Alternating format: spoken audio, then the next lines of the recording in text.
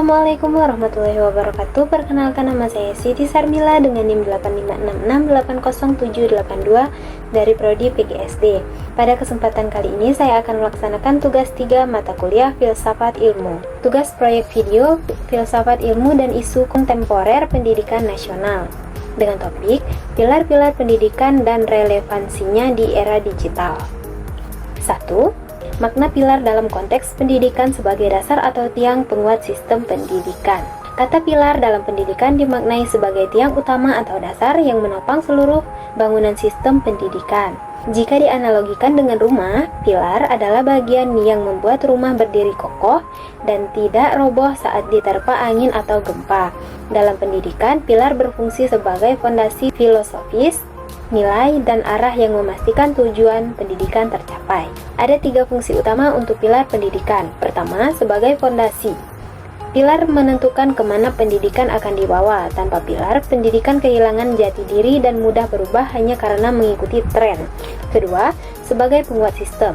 Pilar menyatukan semua komponen pendidikan seperti guru, murid, kurikulum, sarana, dan kebijakan agar bergerak ke arah yang sama. Ketiga, sebagai kompas. Ketika muncul persoalan baru seperti pembelajaran daring dan menggunakan AI, pilar menjadi acuan untuk menilai apakah perubahan itu sesuai dengan nilai pendidikan atau tidak. Dengan demikian, secanggih apapun kurikulum dan teknologi yang dipakai, jika pilarnya lemah, maka hasil pendidikan tetap tidak maksimal. Pilar yang dimaksud Ki Hajar Dewantara berakar pada kebudayaan bangsa dan kodrat manusia Indonesia, bukan hanya meniru teori dari luar. 2. Prinsip dasar pendidikan menurut Ki Hajar Dewantara. Ki Hajar Dewantara merumuskan 3 semboyan dalam sistem Among yang menjadi pilar pendidikan nasional tentunya. Ketiga semboyan itu adalah Ing Ngarso Sung Tulodo, Ing Madya Mangun Karso, dan Tut Wuri Handayani. Ing Ngarso Sung Tulodo artinya di depan memberikan teladan. Seorang pendidik harus menjadi contoh nyata dalam pikiran, perkataan, dan perbuatan. Pendidikan tidak hanya soal menyampaikan materi pelajaran, tetapi juga menanamkan nilai lewat perilaku. Murid cenderung meniru apa yang guru lakukan daripada apa yang guru katakan. Ing Madya Mangun Karso artinya di tengah membangun kemauan atau semangat, guru tidak boleh menjaga jarak dengan murid. Saat berada di tengah murid, tugas guru adalah membangkitkan motivasi, mengajak berdiskusi, dan menciptakan suasana belajar yang aktif. Prinsip ini menolak cara mengajar satu arah yang hanya berupa ceramah. Tut Wuri Handayani artinya dari belakang memberi dorongan. Guru memberikan kebebasan kepada murid untuk tumbuh sesuai bakat dan kodratnya. Namun, kebebasan itu tetap dalam pengawasan dan arahan. Guru tidak melepaskan murid begitu saja tentunya, melainkan mendorong dari belakang agar murid menjadi berani, mandiri, dan bertanggung jawab. Prinsip ini menjadi dasar konsep merdeka belajar yang dipakai saat ini.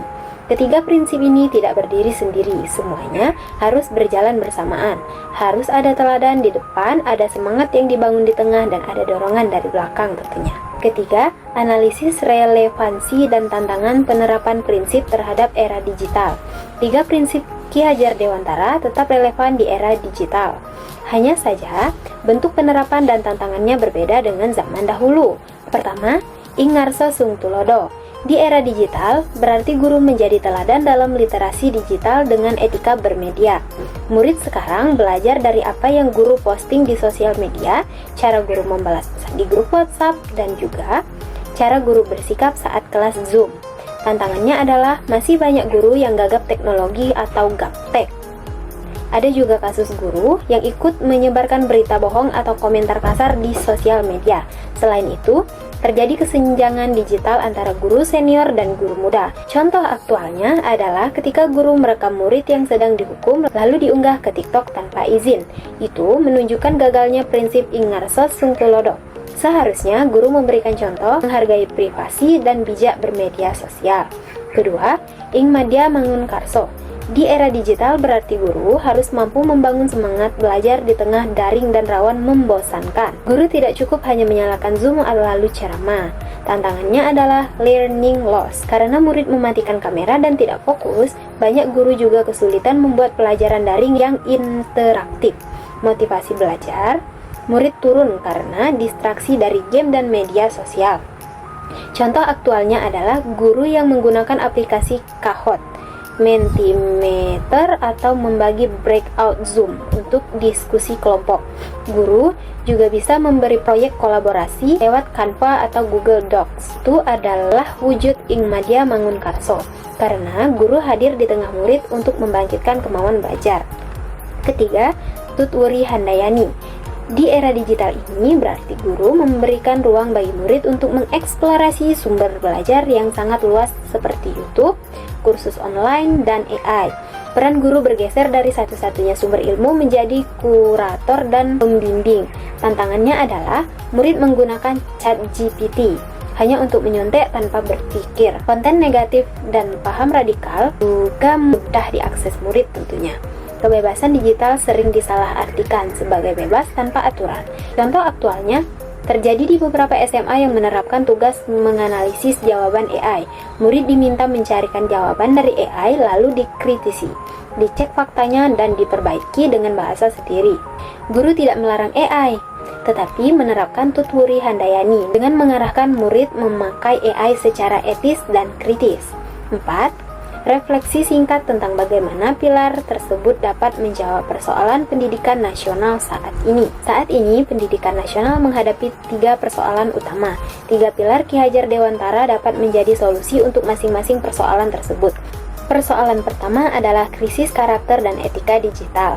Data KPAI tahun 2023 menyebutkan 50% pelajar pernah terpapar konten negatif online. Kasus perundungan siber, penyebaran hoaks, dan kecanduan gawai semakin banyak.